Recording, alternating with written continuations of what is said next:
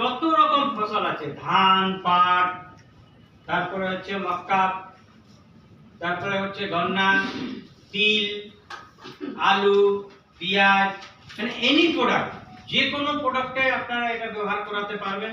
আপনারা মার্কেটিং এ গেলে বলবেন যে দাদা আপনারা যে কোনো জিনিস আপনারা ব্যবহার করছেন, ইউরিয়া সার দিচ্ছেন, ওটা না দিয়ে ওটাতে আমাদের লোকের ক্ষতি হচ্ছে।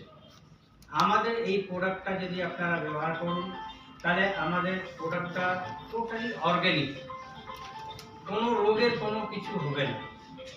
এটা আমি মাত্র দুটো ডিস্ট্রিক্টে আমি ব্যবসা করি, এটা নিয়ে আমি নিজে ব্যবসা করি, পূর্ব মেদিনীপুর, পশ্চিম মেদিনীপুর।